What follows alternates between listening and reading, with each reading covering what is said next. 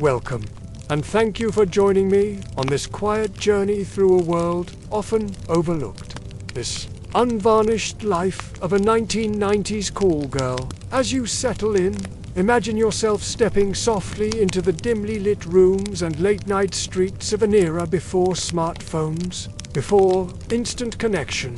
It is a world defined less by glamour and more by waiting, routine, and a careful daily dance of survival. Before we begin, if you enjoy these quiet journeys through history's gentle rhythms, consider liking and subscribing. It is a simple way to keep this peaceful space open for you whenever you need to unwind and drift softly into sleep. Tonight, we'll explore the rhythms of this hidden life. The tedious preparation, the worn shoes, the pager's soft beep, and the quiet moments in budget motels. We'll meet a woman named Heidi, whose rise and fall brought whispered headlines, and delve into the mysteries of secret client books that hinted at power behind closed doors. Finally, we'll contrast these stories with the polished world of elite companionship, where luxury and loneliness intertwine.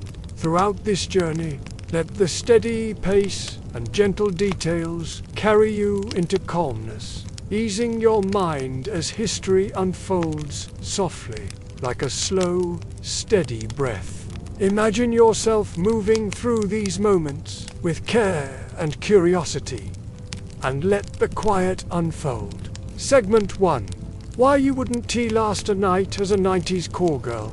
Daily life, immersion. Imagine waking late in the afternoon, around 4 p.m., as the daylight begins to soften and fold into evening. Your day is far from typical.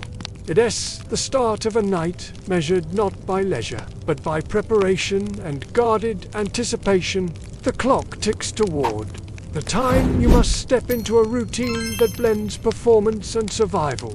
Your small apartment or rented room smells faintly of hairspray and stale cigarette smoke. You begin by curling your hair, each spiral a quiet act of discipline.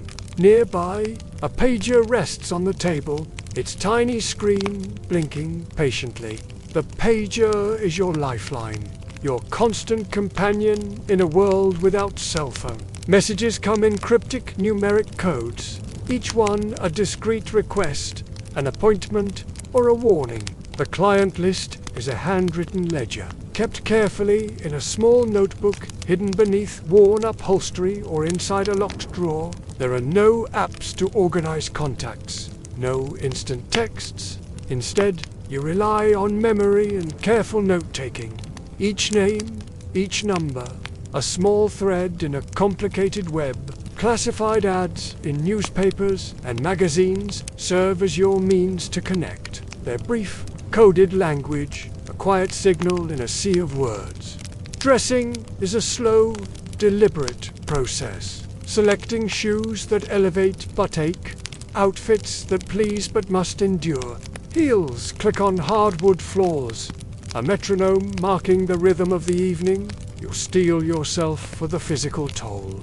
The strain on feet, the tight grip of anxiety tightening in your chest, the restless pacing that precedes each encounter. Travel often means waiting in dimly lit motel lobbies or cramped bachelor apartments. Spaces that are neither welcoming nor hostile, but strangely neutral. Places where silence stretches, filled only by the hum of a television or distant street sounds. The hours are punctuated by awkward conversations, forced smiles, and the delicate task of emotional compartmentalization. You learn to detach, to hide fragments of yourself behind practiced politeness and vague stories. Loneliness seeps in. It is both a constant companion and a shield.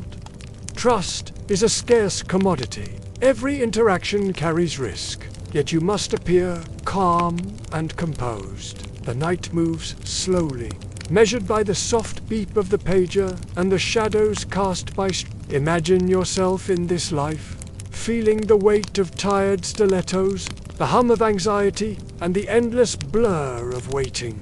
The glamour seen in movies fades here.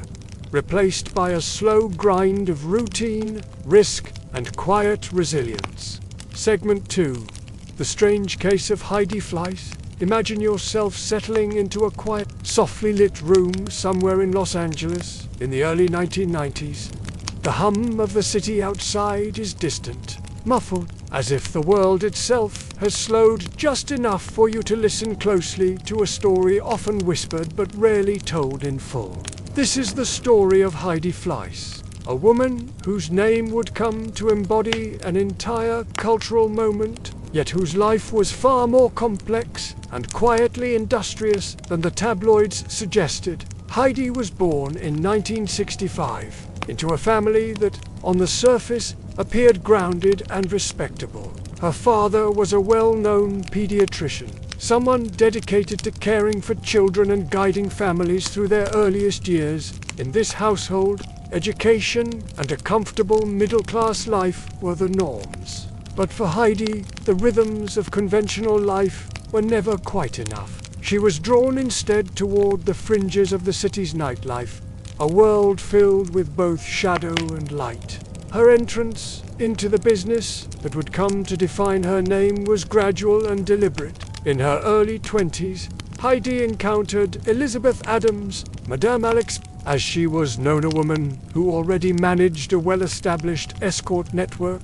Watching and learning from Madame Alex, Heidi began to understand the subtle mechanics behind the scenes. It wasn't just about appearances or whispered rumors, it was about careful management, trust, and an unspoken set of rules that governed a hidden economy. Heidi took this knowledge and began her own venture, modernizing many of the operations. Before the age of smartphones and instant messaging, communication relied on pagers and voicemail, the codes and signals as delicate as any secret language. Women in her circle had to be ready at a moment's notice, fully prepared to slip from the anonymity of their daytime lives into the often cold and impersonal world of nighttime appointments. Picture now a typical evening in Heidi's world. A dimly lit hotel room with a faint scent of cleaning products and old fabric, the low glow of a bedside lamp casting long shadows across the furniture. The pager beeps softly. A call comes through, carefully coded and brief. Plans are made in hushed tones. The dance of scheduling, reassurance, and emotional detachment unfolds. Despite the glamour the press would later imagine, the reality was far more subdued and often solitary. Each appointment was a calculated risk, each moment a test of endurance and emotional compartmentalization. The business grew, and with it, Heidi's notoriety. She was no longer just a young woman on the fringes. She was the operator of an efficient and discreet network that served some of the wealthiest and most influential figures in Hollywood and beyond. But the very discretion that kept the business alive also made it a subject of fascination and fear for the public and the media alike. In 1993, the quiet machinery of this enterprise was interrupted by the law. Heidi Fleiss was arrested, and suddenly, the story that had been whispered in corridors and hinted at in gossip columns exploded into headlines. The courtroom became a stage where society's anxieties played out, not just about legality, but about power, gender, and morality. The trial was conducted with a careful, measured tone, far from the sensationalism you might expect. Charges were laid pandering, tax evasion, but beneath these legal terms lay a larger narrative about control and consequence. Heidi's clients, often rumored to be actors, producers, and influential businessmen, were largely protected by silence. The infamous Black Book, a ledger supposedly listing high-profile clients, remained sealed, its contents known only to a few.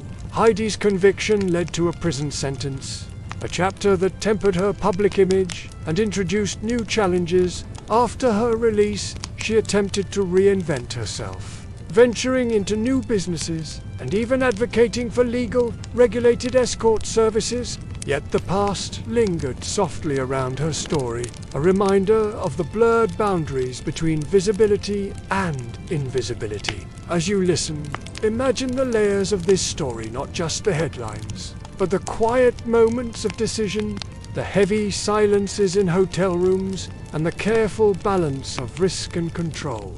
Heidi Fleiss' life invites reflection on a time and a place where society's complexities met human ambitions, all beneath the calm surface of a city that never truly sleeps. Let's begin this portion of our journey in a quiet, nondescript government building in Las Vegas, just outside the Strip. Tucked between stucco offices and old palm trees, the air is dry and still. Inside, the fluorescent lights flicker softly overhead. You can almost hear the hum of the cooling vents, the shuffle of paperwork being filed behind dull metal drawers. Among these drawers, in sealed evidence boxes and quiet court archives, are files that few have seen. Some called them black books. Others simply referred to them as logs, ledgers, or client files. Not the glossy kind displayed in movies, but practical, handwritten, often cryptic documents that outlined the mechanics of a business the law was only beginning to understand. These black books weren't mass-produced or flashy. Picture something more subtle perhaps, a battered day planner, or a spiral-bound notebook with dog-eared pages. Within them, aliases, phone numbers, initials paired with hotel names, brief notes like "no calls after 11" or "prefers Venetian." It was a language only those in the loop could read, and it mapped a hidden economy of quiet transactions and risk-managed rendezvous. The call girls who kept these books didn't do so for drama. They were tools just as necessary as a pager or a prepaid phone card. Organization in this world was safety. Consistency built trust. These notes weren't for blackmail, but for survival. But over time, those books began to take on a mythic status, because the women who filled them sometimes moved in powerful circles. Lawyers, politicians, and investors who operated with influence. Their presence in such records, even in shorthand, raised delicate questions. Were the names real? Were the rumors true? No one really wanted to find out. At least, not officially. Law enforcement sometimes confiscated these books during raids or investigations, but rarely were the names within released. Prosecutors pursued charges, yet often stopped short of unmasking the clientele. Many of the black books quietly disappeared into legal limbo, sealed by judges, withheld as irrelevant, or simply lost among boxes labeled evidence. And still, the idea of them lingered. They became shorthand for something more than just names. They represented a kind of forbidden ledger index, not just of people, but of contradictions. The surface calm of luxury hotels and the undercurrent of secret transactions, the public life of influence and the private one of desire. As the sun sets outside our imagined courthouse, casting golden light through dusty Venetian blinds, the black books remain untouched in a drawer, their pages closed, their secrets unspoken. Yet still they whisper, reminding us that not all of history's stories are loud. Some are barely written and never read. Now imagine the world outside those courtrooms, the mirrored towers of Las Vegas casinos rising against a deepening dusk. People pass below in bright clothes and borrowed confidence, unaware of the quiet dramas filed away in back offices. Somewhere above them, beyond velvet ropes and security doors, a different kind of transaction unfolds, one involving discretion, timing, and invisible rules. In this part of the escort world, discretion wasn't just polite, it was policy. And the black books, when they existed, were not threats. They were instructions. They helped ensure that the wrong man didn't receive the wrong call, or the two clients didn't cross paths on the same casino floor. Still, as news of these ledgers spread in the 90s, they fed into a cultural moment already thick with moral panic. The decade was one of courtroom television, scandal magazines, and late-night when someone whispered that a famous producer's name had appeared in a seized address book.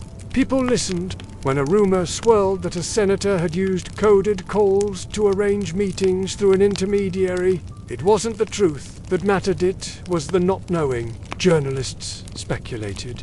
Talk shows danced around it, but rarely did facts emerge. The documents were protected, sometimes destroyed, sometimes simply deemed irrelevant to the charges. Because in the legal system, prosecutions were built not on speculation, but on hard evidence. And evidence could be excluded, sealed, or quietly misplaced. For those whose names may have appeared, it was an enduring shadow. Even without confirmation, even with plausible deniability, the tension never quite disappeared. A private fear, a secret checkmark in the mind, did someone write me down?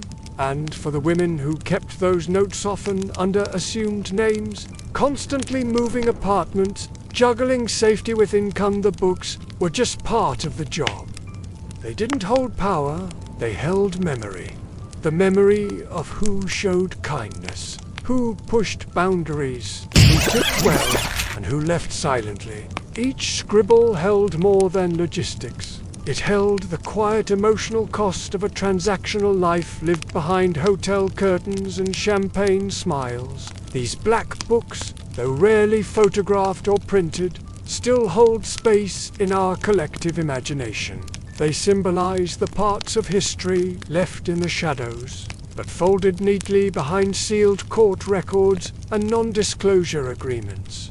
And so, they persist not in museums or textbooks, but in myth, as quiet emblems of a system most never saw, and many preferred to forget. As we ease out of this portion of the story, let those names, codes, and crossouts remain just as they always were: quiet, ambiguous, and unanswered. The silence around them, after all, was always part of the structure.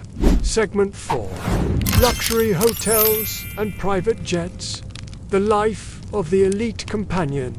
Imagine yourself stepping into a quiet, well-appointed hotel suite. The room is dimly lit, the air gently perfumed with something floral and expensive. A silk dress hangs on the back of the bathroom door, perfectly steamed by hotel staff hours before your arrival. This isn't a seedy motel or a smoky bachelor pad. This is a world apart, a high-end realm of the so-called elite companion.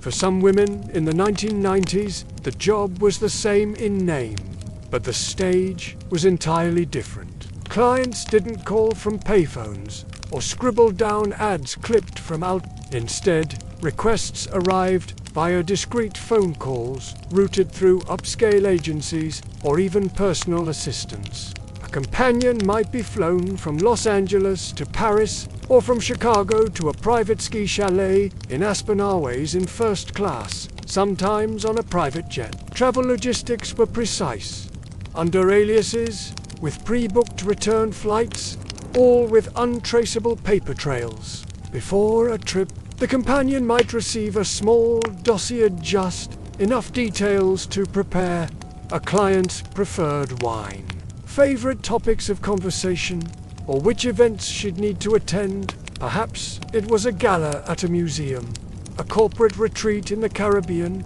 or a dinner with foreign investors. The expectation wasn't just to be beautiful, but to be poised, attentive, and utterly discreet.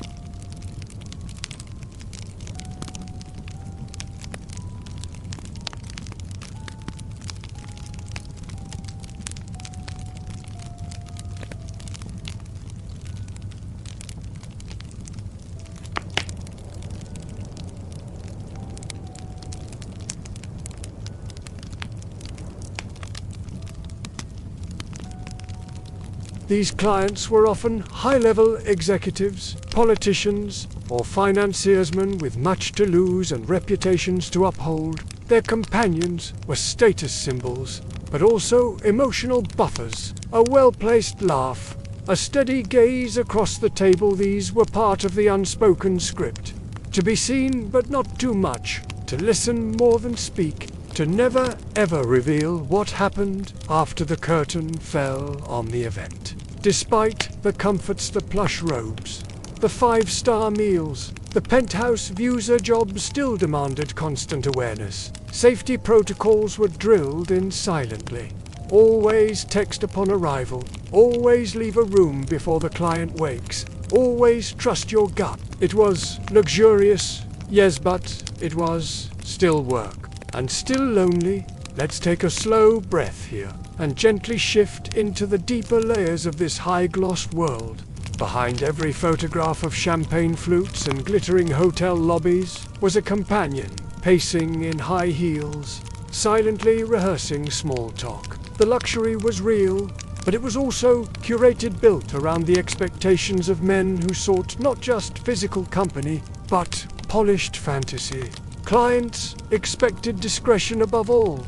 Some issued others paid retainers, not per night, but for present, silent, stylish, and available. A companion might travel for a week and speak for less than an hour a day. In these rarefied circles, companionship was as much about absence of intrusion as it was about attention. Schedules could be grueling in their oddness. A companion might land in Milan in the morning, attend a luncheon in Monaco by afternoon, and return to New York the next day, all without sleeping in a real bed.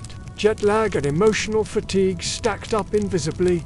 There were no sick days, no HR. Wardrobes had to be constantly updated, but not too extravagant. You couldn't outshine the client, nor appear underdressed. Stylists were often involved. Some companions kept storage units in major cities just to avoid the suspicion of traveling with excessive luggage. And yet, for all the polish, many of these women lived double lives. Some returned to modest apartments in Queens or the Valley, where they lived under their real names.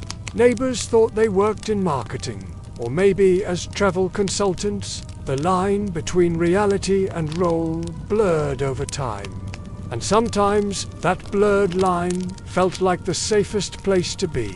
These women knew how to move through crowded rooms, unnoticed, how to say much with very little, and how to disappear when the night was over. They held secrets that could have filled headlines, but most never spoke. Their job was to be forgettable to the outside world and unforgettable to the client. And so, as the sun rose over rooftop terraces and breakfast trays were quietly wheeled away, the elite companion often found herself staring out a tinted car window, headed for another suite, another meeting, another version of herself. In the end, it was a life wrapped in luxury, but held together by caution. A quieter grind, just behind closed doors and polished marble. Second-story secrets of a 90s drug courier. Welcome, and take a deep breath. Let it slowly drift out.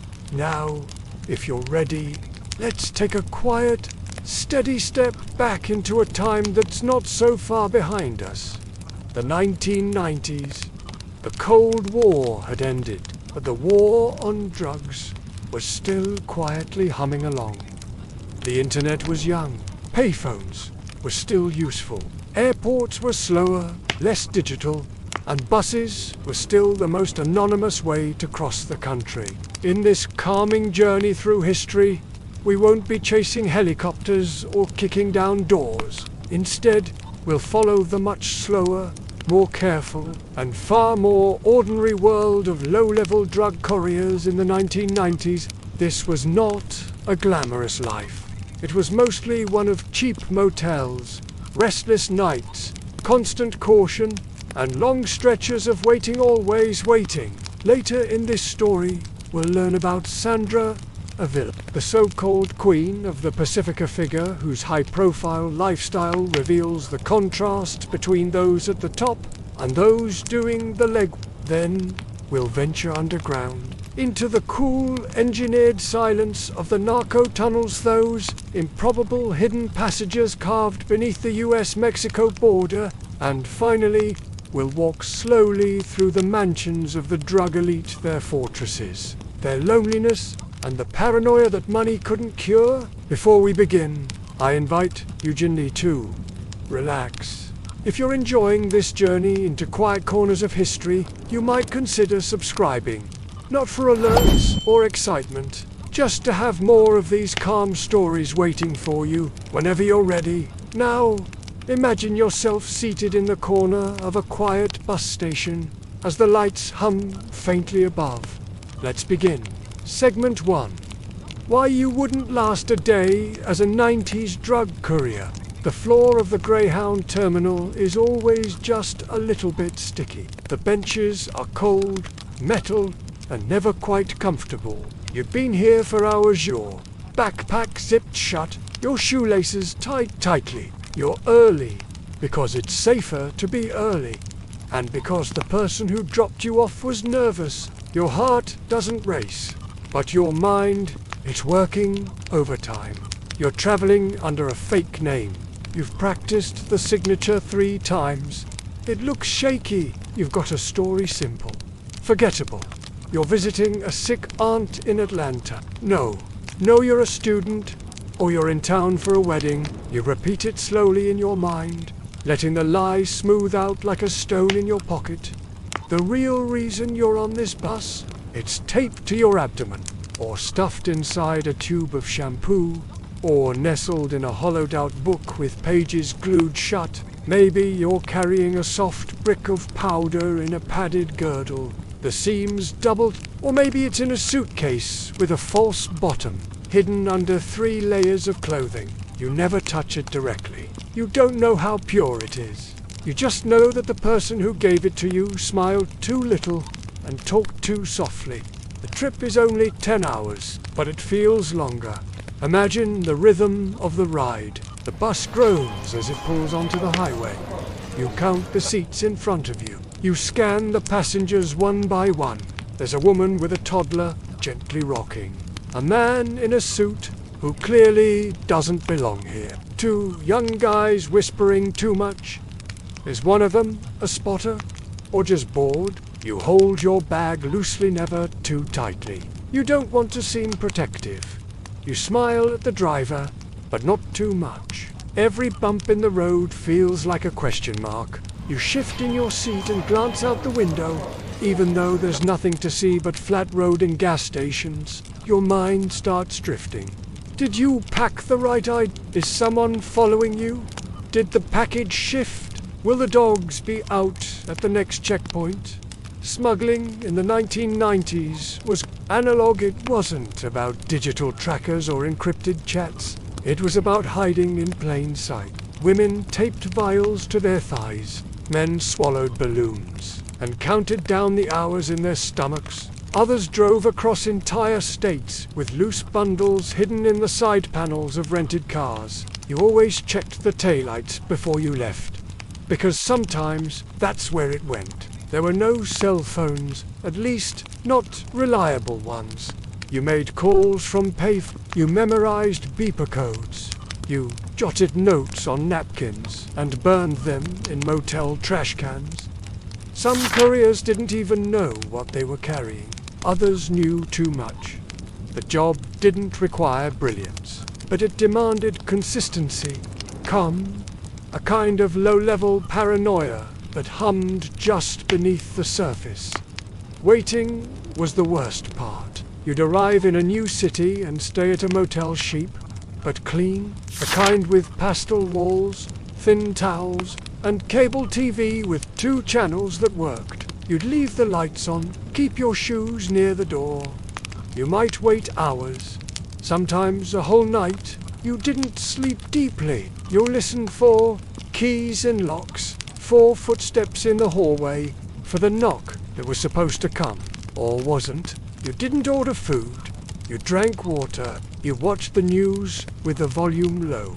You tried to remember what day it was, and still no word, no pickup. Finally, the call would come. Short, few words, a number, an address.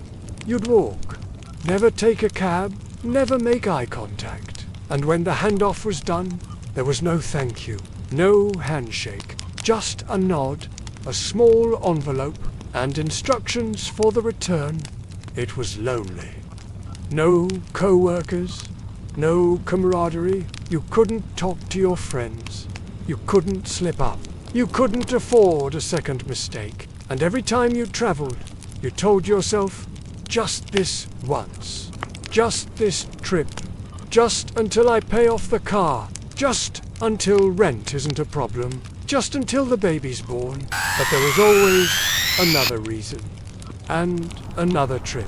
And another bus ride. Take a slow breath here. The lights of the bus station are fading behind you. The city is still asleep. You're still in your seat, watching the road unspool ahead. And as we shift gears, let's turn to someone who didn't take buses, but who helped send many others on those long, quiet journeys. Ese ig mann T Story of La Reina del Pacifico. Imagine yourself now drifting gently along the sunlit shores of the Pacific coast of Mexico. The warm ocean breeze carries a soft, salty scent that mingles with the faint aroma of leather-bound books in a quiet study.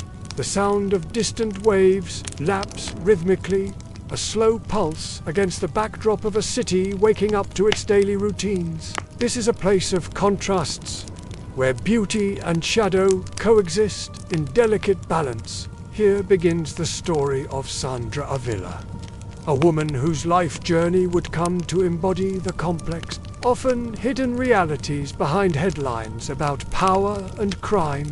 She became known to many as La Reina, Del, the Queen of the Pacific. But to understand her story, it helps to look beyond the sensationalism and into the quiet, often overlooked details that shaped her path. Sandra was born into a family deeply entwined with the drug trafficking world, a world that operated with its own codes, rituals, and unspoken understandings. Imagine a childhood framed not by the usual schoolyard games or family picnics, but by whispered conversations behind heavy doors, meetings held under the cover of night, and a steady undercurrent of caution and secrecy. Her grandfather, a figure of significant influence, and her father before her, were already well established in the cartel business. From an early age, Sandra absorbed the rhythms of this world not through formal education, but through the unspoken lessons of survival, negotiation, and trust that came with being part of such a family. Picture her early life. Afternoons in the warm sun, playing quietly in large estates where security was tight and guests arrived discreetly. The scent of freshly polished wood mingled with the faint trace of expensive cologne. These were places where decisions were made that rippled far beyond their walls. As Sandra grew, so did her understanding of the delicate dance that power required. She was not content to remain in the shadows or merely be an observer. Instead, she carved out a role for herself as a broker and a strategist, a rare position for a woman in a dominantly male world. Imagine the painstaking logistics involved. Moving shipments across vast distances required more than just courage. It demanded precision, timing, and a network of trusted contact. She navigated this with a quiet confidence, often holding meetings in sunlit cafes or discreet hotel rooms, where conversations flowed gently but carried immense weight. The life she led was one of contrasts. On one hand, there was the glittering surface designer clothes, carefully chosen, the smooth leather of a luxury yacht's deck beneath her fingertips, evenings spent in softly lit rooms surrounded by friends and allies. The clink of crystal glasses and the low murmur of polite conversation painted a picture of sophistication, but beneath the glamour lay constant vigilance. Imagine the ever-present tension, like a low hum in the background, reminding her that every alliance could shift, every conversation might be overheard, and every day brought new risks. Trust was fragile, and the cost of a misstep could be steep. Sandra's story during this time is also a story of image. How she managed the delicate balance between appearing untouchable and staying connected to the realities of her world. Public appearances were rare but impactful, and when they happened, they attracted the keen gaze of media and law enforcement alike. Reflect now on the slow unraveling of this carefully constructed life. As government agencies began focusing their attention more sharply on cartel networks, the public started to glimpse the people behind the headlines. No longer just shadowy figures.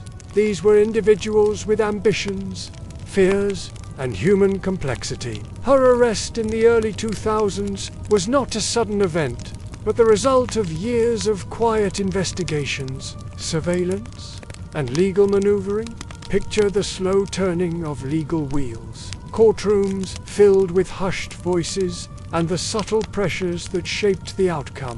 This first part of Sandra, a Villarez story, invites you to see beyond the myths and into the nuanced world where power is both a blessing and a burden, where luxury and danger walk hand in hand, and where every day carries the weight of careful choices. Segment 3. The mystery of the narco tunnels. Imagine yourself standing in a quiet border town somewhere between the US and Mexico during the late 1990s. The sun has just begun to dip low in the sky, casting a soft, golden glow over the dusty landscape. The air is still, filled with the subtle scent of dry earth and distant sagebrush. Around you, the landscape is sparse. Low hills roll gently into the horizon. Roads stretch out like faint ribbons, and the occasional building or worn fence hints at human presence. But beneath this calm surface lies a hidden, secret world, one that few ever see and even fewer understand. Imagine a vast network of tunnels running deep underground, stretching for hundreds of meters, sometimes over a mile long, silently bridging to countries. These are the narco tunnels, quiet feats of engineering built not for exploration or science, but for smuggling goods, primarily drugs, across borders, undetected. Picture the laborious work it took to create these tunnels. Imagine workers armed with nothing more than shovels, pickaxes, and simple hand tools, digging carefully through layers of soil and rock. The air in those tunnels is thick, humid, and heavy with the scent of damp earth, a sharp contrast to the dry heat just above ground. As they carved out these subterranean passages, the workers had to move slowly and steadily, mindful of the tunnel's delicate walls and ceiling. Visualize the soundscape down there, the muted scraping of tools, the soft fall of loose dirt, the occasional drip of water from unseen cracks above. It's a quiet, almost secretive place where every sound carries and every misstep could cause a collapse. It's not a hurried operation, but one marked by patience and determination.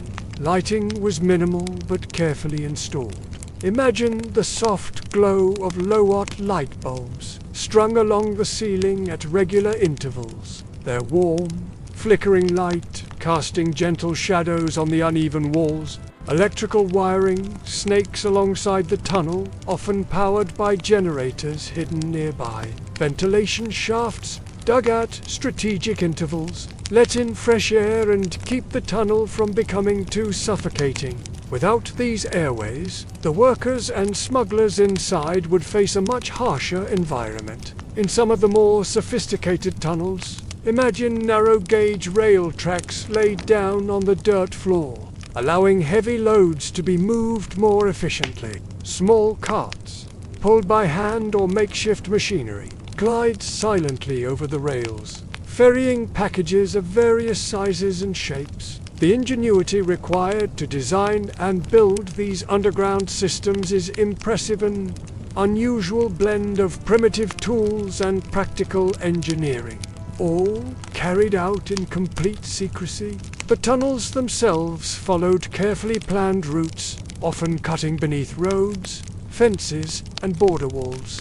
Imagine the maps, drawn on paper or etched into memory, marking precise entry and exit points, hidden doors disguised in the walls of abandoned buildings, sheds, or even inside residential homes. These entrances were designed to blend seamlessly with their surroundings, accessible only to those in the know.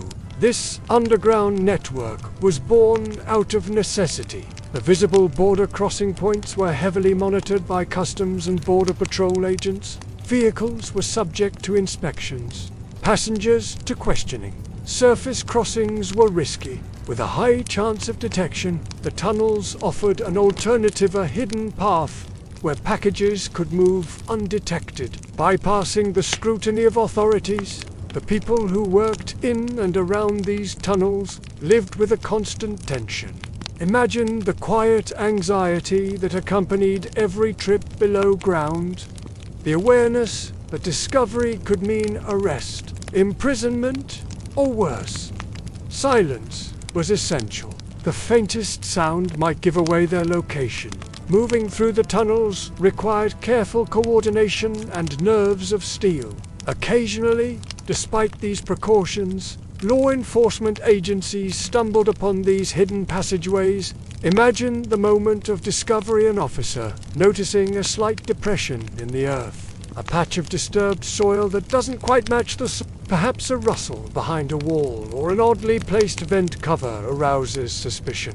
Opening the hidden hatch, they would peer into the darkness, shining flashlights into the narrow entrance. The air would be cooler, carrying the musky scent of earth and machinery. Slowly, officers would descend into the tunnel, their footsteps echoing softly off the walls as they explore further in. Some tunnels were discovered by accident. In one notable case, a construction crew digging for utilities broke through into a hidden passage, revealing the tunnel's existence to authorities. Others were uncovered through long investigations, wiretaps, and informed. These discoveries provided a glimpse into the scale and sophistication of these operations. Tunnels varied in size and complexity, from narrow crawl spaces barely wide enough for a person, to more elaborate passages with electric lighting and ventilation. The ingenuity behind their construction is remarkable.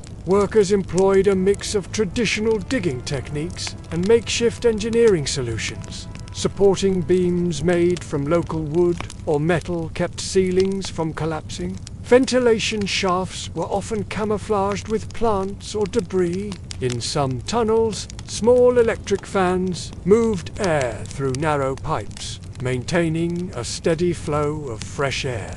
Imagine the rhythm of movement through these tunnels: quiet, purposeful, and cautious. Couriers carried packages carefully wrapped to avoid damage or detection. The goods themselves ranged from small packets strapped to bodies to crates of goods loaded onto carts. The tunnels were also a symbol of the larger story of smuggling, a tale of resourcefulness in the face of obstacles, and the relentless human desire to find paths where none seem possible. They remind us how people adapt, innovate, and persist when pushed to the margins. But these tunnels were not just physical structures, they were sites of human drama, risk, and consequence. Those who worked in them lived with the knowledge that a single misstep could lead to ruin.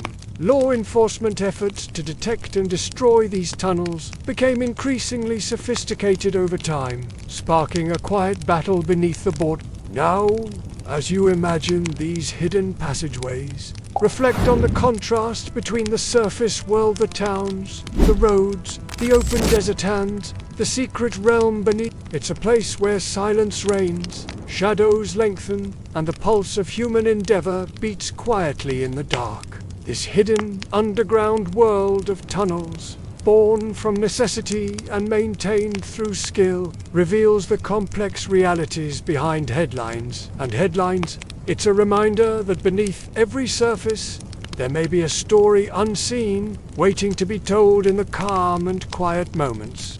Segment 4. What it was like at the top. Drug lords and their fortresses.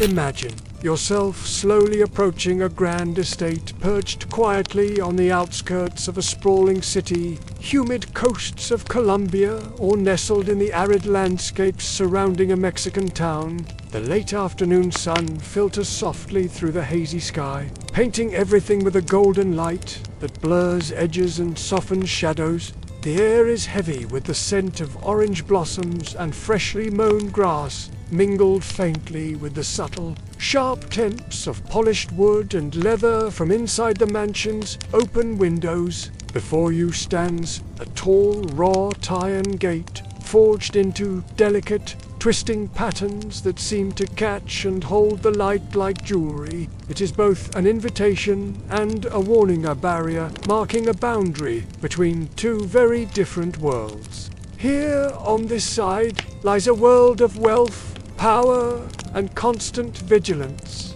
Take a moment and breathe deeply.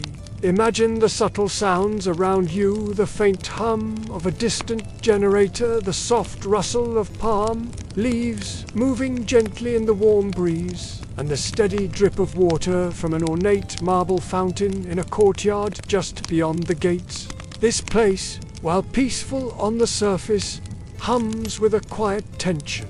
Step inside. You find yourself on a path of cobblestones, polished smooth by years of footsteps and tire tracks. The grounds stretch wide, meticulously tended, with neat hedges shaped like gentle waves and flower beds bursting with muted colors, pale pinks, soft yellows, and whites that blend almost dreamily into the landscape. Imagine a stone bench set under a towering ficus tree, its thick roots spreading like quiet sentinels across the earth. The mansion itself is grand but reserved. In some places, it reflects colonial grandeur, the thick, stucco walls, a warm cream color, crowned with terracotta roof tiles that catch the sun's last light. Elsewhere, the sleek lines of modern design announce themselves in steel-framed windows, shaded by heavy curtains drawn tight against prying eyes. You might imagine walking along a veranda overlooking an expansive garden. The floor cool beneath your feet, the wooden rails smooth and warm in your hands. Here, the scents of polished cedar mingle with a faint trace of jasmine drifting from the nearby greenhouse. As you move inside, the atmosphere shifts subtly. The air feels cooler, heavy with the scent of rich leather and aged wood. The rooms are spacious but intimate, furnished with plush armchairs, upholstered in soft velvet, heavy drapes framing windows that look out onto the grounds but protect the privacy within. Crystal chandeliers hang from high ceilings, scattering soft light like gentle stars caught in glass. Yet, beneath this elegance is a palpable sense of watchfulness. The walls are thick, designed to muffle sounds from outside. Windows are often reinforced with bulletproof glass, sometimes hidden behind decorative ironwork. Cameras and sensors, small but numerous, observe silently from their perches, their lenses reflecting the room's muted light. Imagine secret passages, almost invisible doors, hidden behind bookcases that pivot open smoothly at a touch, revealing narrow stairways winding down into bunkers. These subterranean refuges are stocked with supplies, water, canned goods, medical kits, communication devices. They are lifelines in a world where danger is never far away. You might imagine the lords of these estates walking these halls, dressed in fine fabrics, but alert, always aware. Their footsteps are quiet, measured, betraying no haste, but a readiness to act if needed. Outside the main house, picture the garages filled with luxury vehicles, sleek sports cars, armored SUVs, and gleaming motorcycles, all maintained meticulously. The engines sit silent now, but when they roar to life, they carry their occupants swiftly away from threats or toward meetings of power. The gardens sometimes hold more than just plants.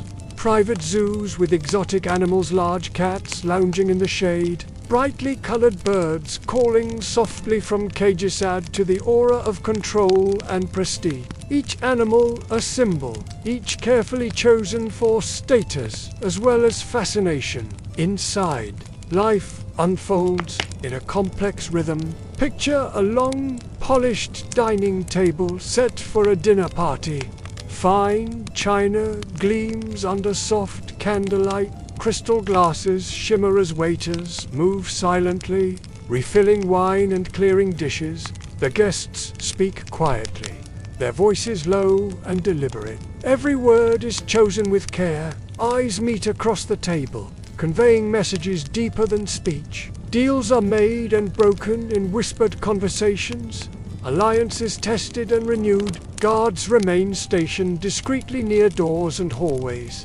Their presence a steady reminder that safety here is never guaranteed. Weapons are close at hand, hidden yet ready. The atmosphere is one of calm preparedness luxury, tinged with the ever-present possibility of conflict. Despite the wealth and power, fear and paranoia are constant companions. Imagine lying awake in a vast bedroom, the ceiling high and shadowed, the sheets cool and smooth against the skin. Outside, the night is silent, except for distant city sounds, the occasional bark of a dog, the faint hum of traffic far away. But inside the mind, there is no rest.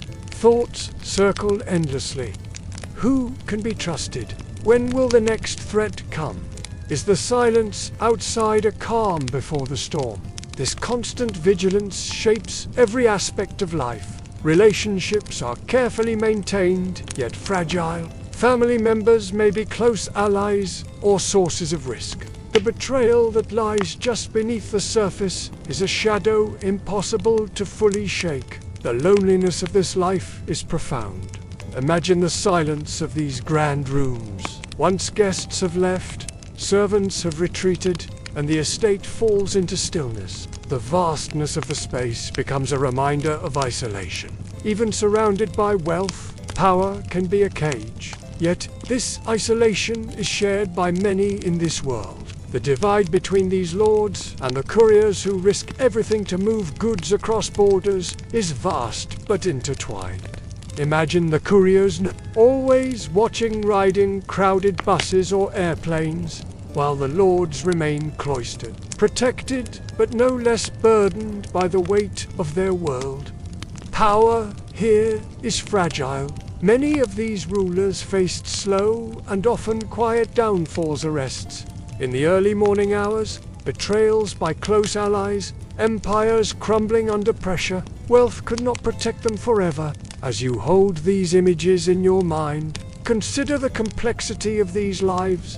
Luxury and fear, control and vulnerability, power and isolation. History does not just record their actions, but the human desires, ambitions, and frailties beneath. Let these reflections soften your thoughts. Imagine the gentle breeze stirring the leaves, the distant murmur of voices fading into silence. The story of these fortresses is a reminder of the fragile balance between light and shadow, between comfort and threat. And with that quiet thought, allow your breathing to slow and deepen, your body to relax. As you drift gently toward calm and rest. Story 3. Life as a 90s debt collector and more, a calm look inside a forgotten industry. Welcome. And thank you for joining me for another slow, gentle journey through the quiet corners of the past. Tonight, we'll step into a world that is rarely explored, yet quietly shaped the lives of millions. It was a world of corded phones and clunky computer screens, long paper trail, and tired voices echoing down fluorescent-lit corridors. A world not defined by glory or recognition, but by routine, repetition, and quiet persistence. In this episode of Boring History for Sleep, we'll explore the curious, unhurried reality of 1990s debt collection, a time before smartphones, before caller ID was common, and before the digital world truly transformed how money was tracked and owed. It was a time when the business of collecting unpaid bills relied on printed ledgers, scripted phone calls, and a remarkable amount of human We begin with a soft immersion into the daily rhythm of a debt collector's life in the 1990s. What they heard, what they wore, what they felt as they stared down a long day of endless calls. Then we'll explore the quiet rise of companies like Midland Credit and how they turned forgotten bills into empires. After that, we'll descend into the subtle craft of the skip tracer, those calm, methodical sleuths whose job was simply to find people. And finally, we take a slow walk through the higher floors of the financial system, the soft carpeted offices of executives who rarely heard a ringing phone, yet profited immensely from the debts collected below. So if you're ready, let your mind settle, breathe slowly, and drift with me. Let the day fade away as we gently step into the dim, humming world of life as a 90s debt collector. Segment 1. Why you wouldn't last a day as a 90s debt collector daily life immersion. Picture yourself in a narrow office suite tucked away on the second floor of a strip mall. The building is quiet, except for the low, buzzing hum of fluorescent lighting. Outside, a parking lot bakes gently beneath a late morning sun, the occasional car pulling in and out without fanfare. Inside, the air smells faintly of reheated pizza, copier toner, and old carpet. The windows are covered with vertical blinds, half closed, perpetually. A box fan in the corner oscillates with a gentle click, click, click, pushing warm air from one end of the room to another. It's 8:05 a.m. You've already clocked in. Your desk is one of many, packed close together like postage stamps, forming neat rows across the floor.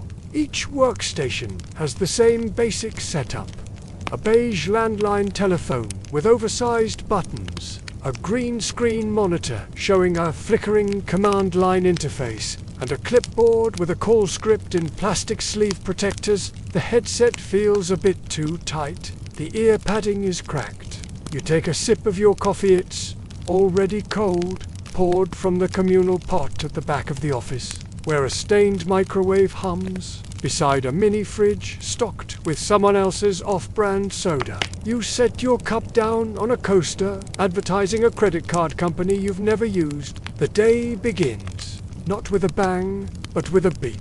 The dialer software has queued up your first call.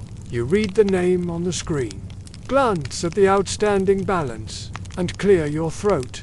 Hello, may I speak with Mr. Thomas? A pause. A click. The line goes dead. No response. You check the box marked no contact.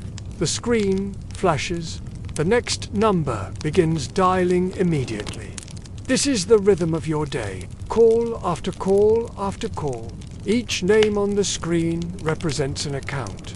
A missed payment, an unpaid loan, a forgotten store card. Some debts are small $25 owed to a clothing store.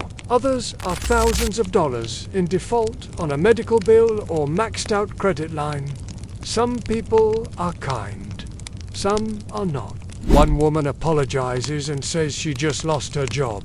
Another man insists he already paid and will call his lawyer. One voice trembles on. Elderly person who doesn't quite understand what's happening. Another yells loudly. You take a breath, keep your tone calm, and thank them for their time before logging the outcome and moving to the next call.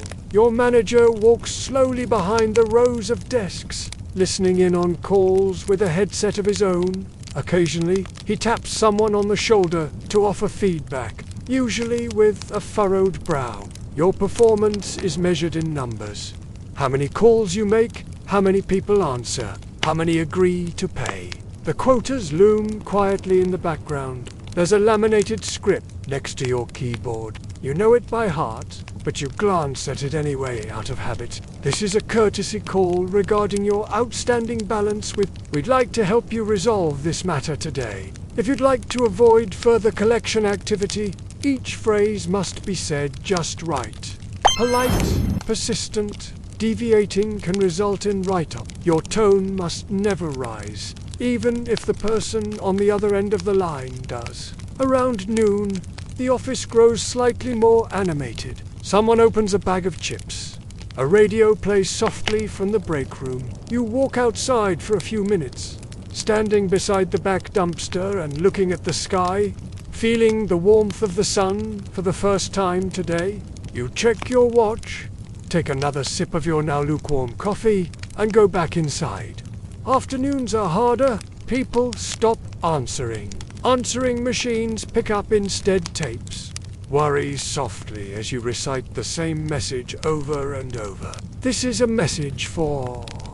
This is a time-sensitive matter. You fill out paper logs to track the calls that the software can't. You make notes in pencil beside names. Disconnected, wrong number, will call next week. The folders pile up. The light in the room shifts as the afternoon sun leans westward, casting long shadows across the desks. As the hours pass, you feel a quiet fatigue. Not exhaustion, but the slow erosion that comes from repetition. The headset leaves a dent in your hair. Your wrist is sore from writing. But you keep going, because that's what this job is. Not excitement, not glory, just patience. Just one more call. A co-worker nearby makes a joke. It's not very funny, but it makes you smile. In this line of work, camaraderie is a survival tool. You're all in this together, even if no one really talks about it. The shift ends. Finally, just after 6, you log out, remove the headset, stretch your arms. The phone continues to ring, somewhere, but it's no longer your problem for the day. You walk slowly to your car. The parking lot, now mostly empty. You sit for a moment before turning the key in the ignition. The radio hums. Outside, a street lamp flickers. Tomorrow will look much the same, but for now, the day is done. Segment 2. The story of Midland Credit and the rise of the debt industry as the 1980s gave way to the 1990s. A quiet transformation was occurring in the financial world, one that began not with a bang, but with an opportunity. In the shadows of the traditional banking system, an entirely new kind of business was emerging. It wasn't about lending money, it was about buying the debts that others had already written off. Imagine a forgotten drawer in the back office of a bank, filled with old, unpaid accounts, credit cards that had long since medical bills that were never settled, store cards that hadn't seen a payment in months. These were accounts the banks no longer wanted to pursue. In many cases, they'd already been marked down as losses in the ledger. But to a certain kind of entrepreneur, these files represented potential. This was the beginning of the debt-buying industry, and at its heart were companies like Midland Credit Management, Portfolio Recovery Associates, and Encore Capital Group. They didn't lend, they didn't issue cards, they didn't offer checking accounts. What they did was simpler and far more profitable over time. They bought delinquent debts for pennies on the dollar and then worked to collect the full amount, or as close to it as possible. Let's step gently into the story of Midland Credit. One of the early architects of this now massive industry, the business model, quietly explained in the early 1990s. The practice of debt purchasing was still relatively new. Before that, most large creditors' banks, retailers, hospitals either attempted to collect their debts in-house or hired third-party collection agencies to work on commission. If those agencies failed, the debts were often discarded as but a new concept began to take hold. Instead of merely outsourcing the labor of collecting, why not sell the debt entirely? The debts would be sold in bundles, sometimes thousands of accounts at once. Each bundle was priced based on age, quality, and likelihood of recovery. The older the debt, the cheaper it was. A fresh credit card charge-off might cost 5 or 10 cents on the dollar. An account untouched for 5 years might go for less than a penny per dollar owed. Midland Credit saw the long game. By purchasing these portfolios outright, they took on the risk but also the full reward. Any money they collected was theirs to keep. No need to split commissions, no waiting for referrals, just ownership and persistence. Imagine a spreadsheet with 10,000 names, each with a balance beside it. With phone lines, paper mail, and gradually advancing computer systems, Midland began reaching out gently at first, then more insistently. The calls were persistent, the notices regular. Over time, the returns began to accumulate. Small payments trickled in. Some people settled.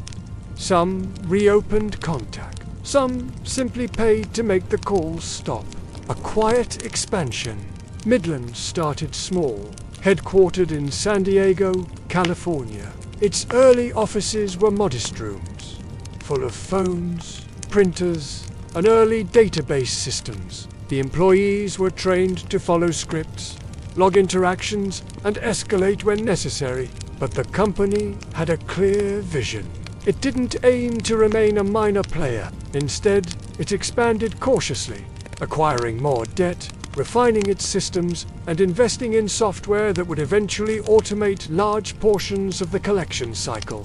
In time, Midland merged into what became Encore Capital Group, a publicly traded company and one of the largest buyers of consumer debt in the world. But in the 1990s, it was still in the building phase, laying the quiet groundwork for what would become a multi-billion-dollar industry. Other companies followed suit. Portfolio Recovery Associates, Asset Acceptance, and dozens of smaller firms began to see debt not as failure, but as opportunity. The market was vast and largely unregulated. Unregulation, or the lack of IT, played a major role in what came next. Regulatory gray areas. During the 1990s, consumer protection laws were still catching up with the digital age. The Fair Debt Collection Practices Act, passed in 1977, governed third-party collections, but it was built around older methods of communication, and enforcement was limited. Debt buyers like Midland operated in a hazy zone between ownership and collection. They weren't just calling on behalf of someone else. They owned the debts outright. This gave them more freedom and more responsibility. But the legal framework was still vague. In those days, there were few requirements to prove ownership of a debt. If a debtor disputed the account, the company might not be able to produce a signed contract or a detailed history. Record keeping varied widely between original creditors. Some accounts had detailed documentation. Others had little more than a name, a phone number, and a balance. And yet, collections proceeded. Courts were often overwhelmed, and many consumers didn't respond to lawsuits. Default judgments became a common tool if the debtor didn't appear in court. The collector could win automatically, often without needing to produce more than a name and amount. It wasn't uncommon for people to receive a letter or a call about a debt they didn't recognize. Sometimes it was legitimate.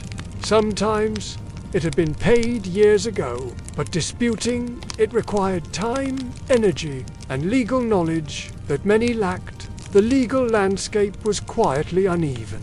A case study in quiet power. Let's look at one case that unfolded slowly, almost imperceptibly, across the decade. In the late 1990s, a woman named Teresa Realcase, but will soften the details, received a summons for a debt she didn't recognize. It was an old department store card she believed had been settled years earlier. Midland had acquired the account in a bulk portfolio. Teresa lived in a modest apartment, worked part-time, and cared for her aging father. She didn't have the resources to hire an attorney, and she missed the court date. A judgment was entered against her quietly. Her wages were garnished the following month. She wasn't alone. In fact, during the 1990s, Tens of thousands of such judgments were processed each year. In many cases, the original debt was less than $1,000, but by the time interest, fees, and court costs were added, the amount had grown significantly. Midland and its peers weren't breaking the law. They were operating within a system that allowed and even incentivized efficiency over nuance. It was a system where silence equaled success, where not showing up to court was as good as losing, and the money flowed upward. The rise of aggression by the late 1990s, some debt buyers had grown bolder. Letters became more frequent. Phone calls arrived at home, at work, even at the homes of relatives. Some companies used pre-texting a tactic where the caller pretended to be someone else to obtain information. It was technically illegal, but difficult to prove. Collectors were trained to push just enough. Scripts included firm language, carefully worded warnings, and an undercurrent of urgency. If we don't hear from you, further legal action may be pursued. This is your final opportunity to resolve this matter amicably. For the person on the other end of the phone, the pressure could be deeply personal, but for the companies, it was simply a numbers game. Not every call needed to succeed, only some. The rest were just part of the process. And all the while, the industry grew. A culture built on volume. Back at Midland's call centers, rows of agents sat at their desks. Much like the collectors we met earlier, they worked from standardized scripts, inputting data, logging outcomes. Supervisors walked the aisles, monitors displayed metrics in real-time: calls per hour, promises to pay, contact rates. There were bonuses for top performers, quotas to meet, but there was little glamour in the work. It was repetitive, predictable, often thankless. Yet it was effective. In boardrooms far away, executives looked at balance sheets and expansion charts. The margins were excellent. Debt portfolios remained cheap to acquire.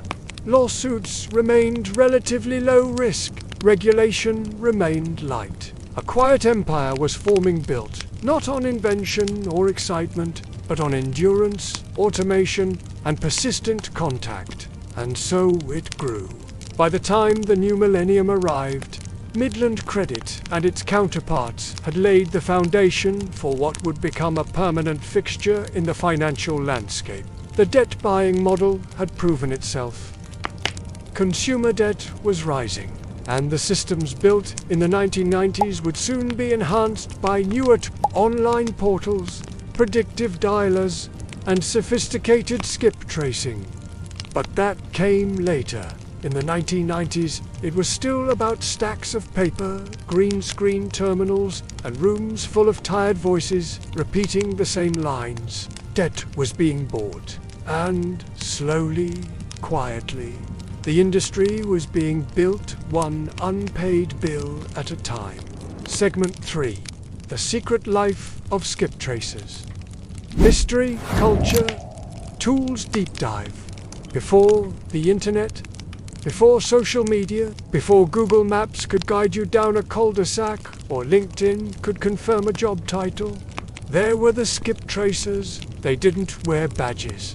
They didn't chase fugitives through the streets. They sat quietly at desks, often with coffee in hand and a stack of papers to one side, looking for people who had vanished, or, more precisely, people who had chosen not to be found. In the debt collection world of the 1990s, skip tracers were both myth and method.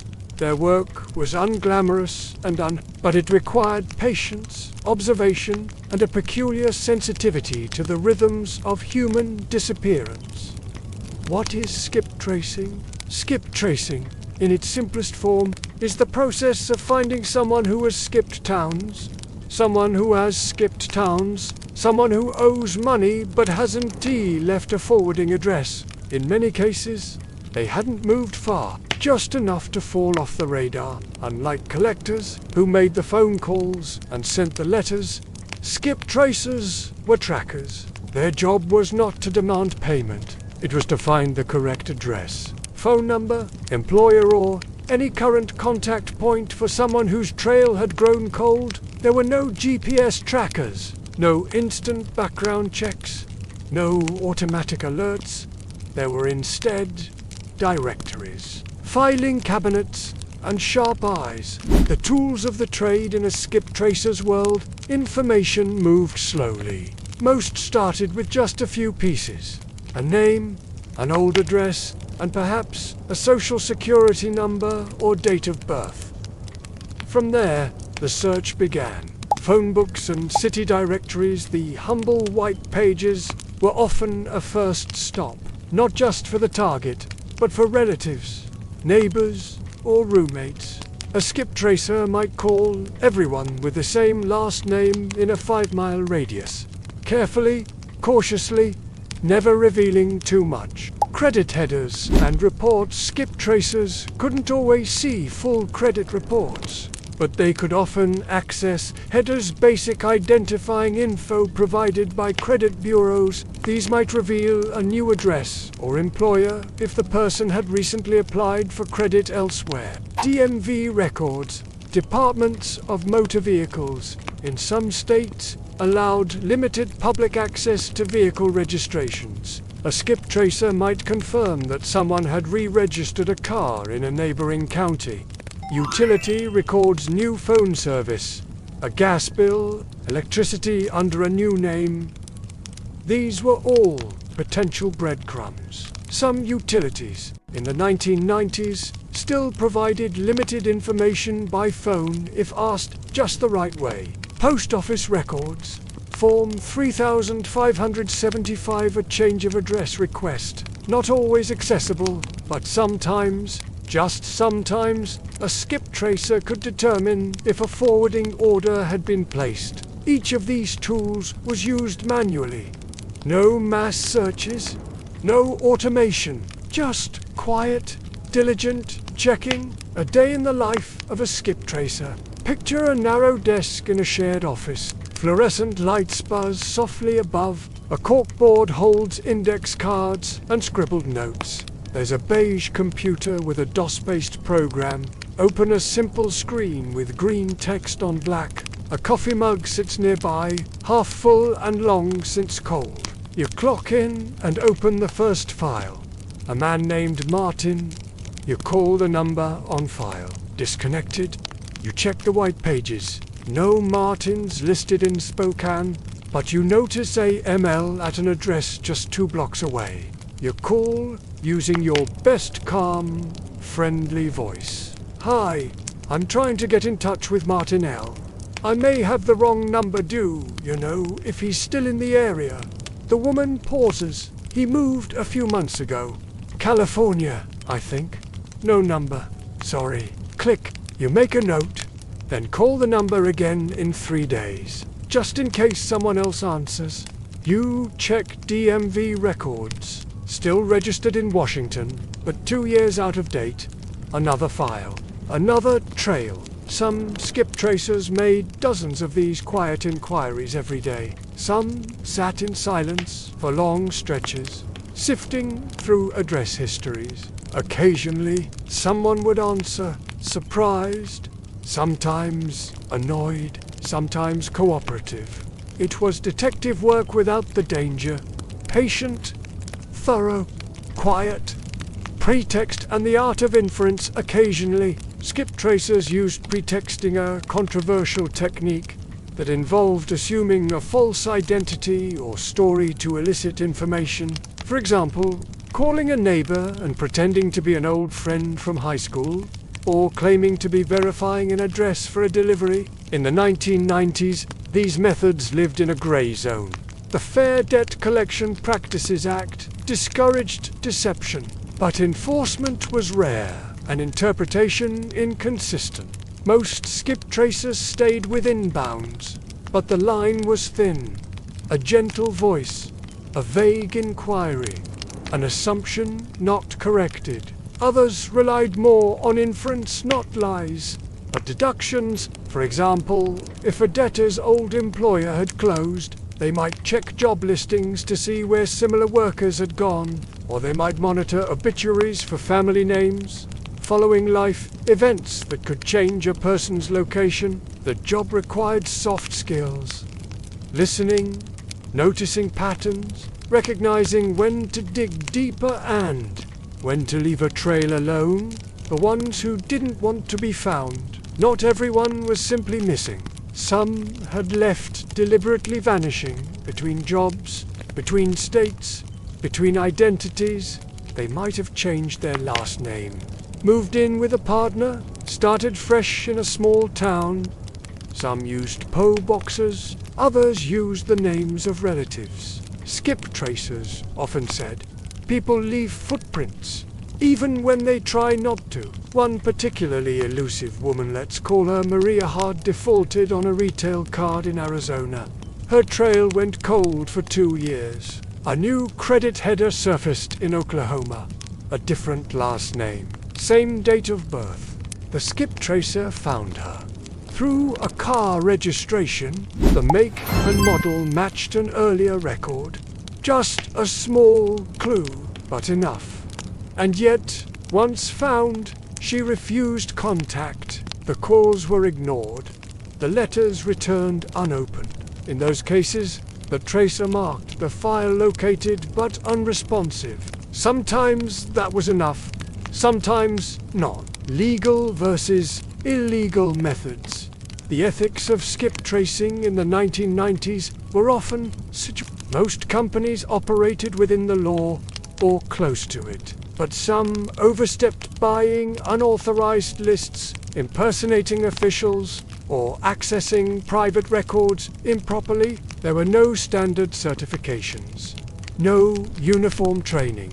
One skip tracer might be a former librarian, another an ex-cop, another just a collector with a knack for puzzles. Regulation tightened in the 2000s, but during the 1990s, skip tracing remained a largely invisible craft, half art, half routine. The slow fade of the old ways as the decade wore on, technology began to shift the profession.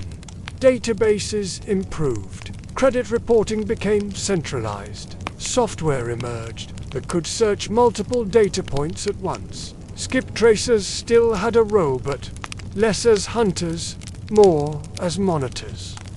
The mystery faded, but in the 1990s, skip tracing was still an analog dance. A quiet conversation with a neighbor, a handwritten note on a legal pad, a day spent flipping through old records and phone books. No drama, just patience. And in the background, always the quiet tick of a clock and the hum of the office fan.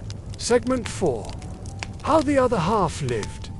Banks, bonuses, and executive offices, while debt collectors spent their days tethered to phones, reading from scripts and navigating daily confrontation. The people who designed the systems they worked within rarely touched a phone themselves. They operated from a distance behind spreadsheets, financial models, and softly worded memos.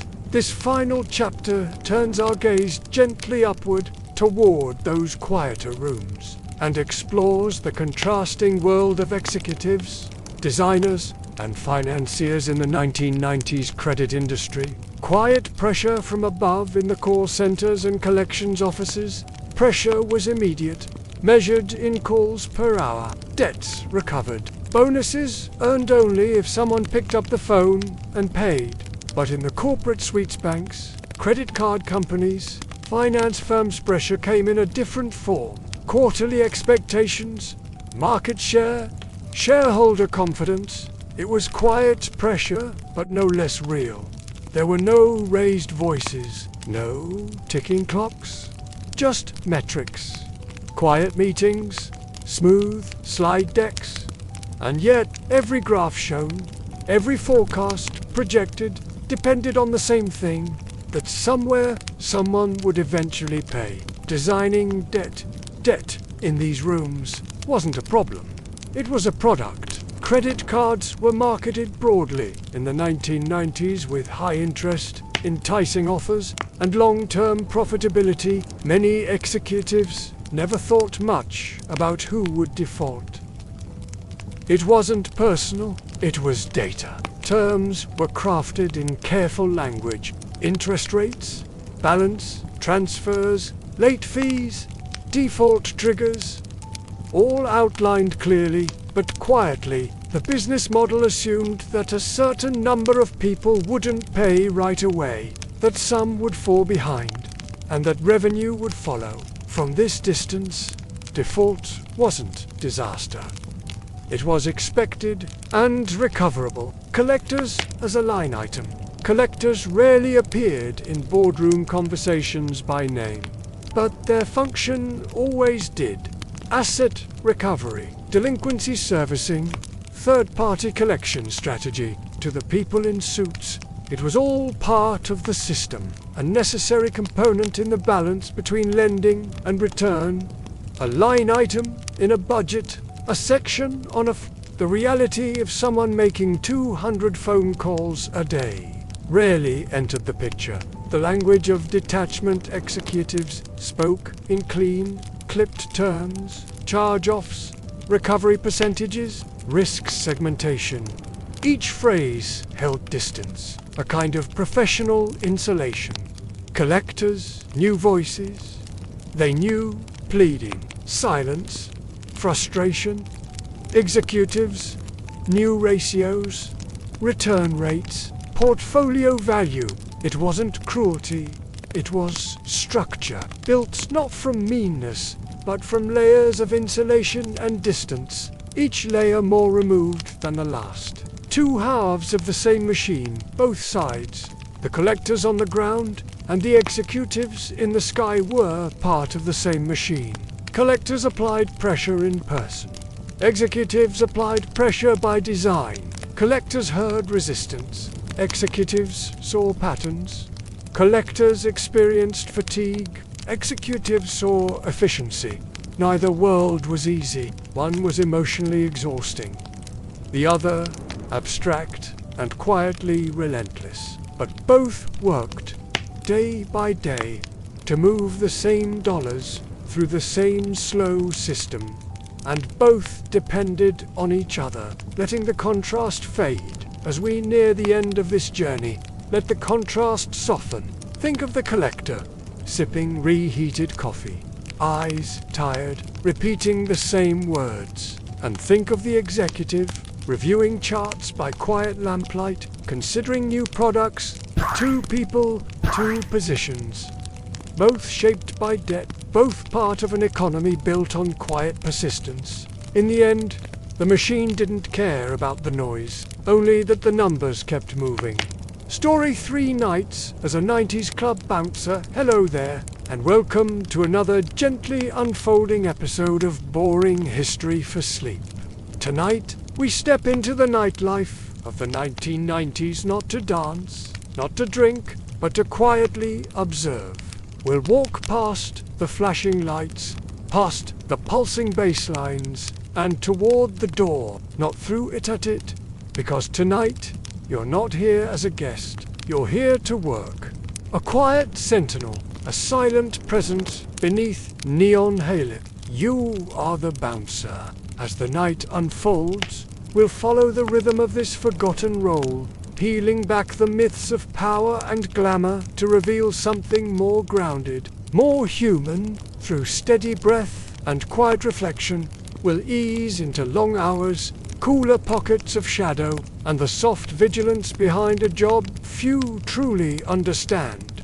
Then we'll visit a church-turned-nightclub that defined the decade, before slipping into the rituals of the velvet rope, whispered games of status, selection, and performance, and at last we'll peer inside the elusive VIP room, where all that glitters was rarely gold. Let's begin with a slow walk into the night as sensory, grounded. Look at what it meant to survive a single shift. Segment 1. Why you wouldn't last a night as a 90s club bouncer. Daily life immersion. Imagine the city after dark. The sun has long since dipped behind glass towers, and the daytime chatter has faded into the hush of anticipation. Streets glisten faintly from a passing mist. Neon signs flicker to life.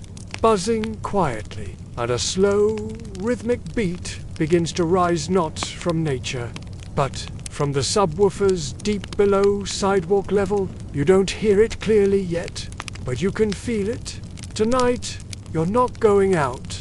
You're already there, on the clock, on your feet. You've been here since before the lights warmed up, or the DJ cracked a soda, before the first high heel clicked across the sidewalk, before the line began to snake around the corner. Your shift began with quiet just you, a manager, a lockbox of radios, and a checklist on a clipboard. You don't carry much. A small flashlight, smooth and worn from nights of use, a door clicker, a little counter that keeps track of capacity, and a radio clipped to your shoulder, its coiled earpiece wrapped behind your neck. It crackles occasionally. You never flinch. It's part of you now.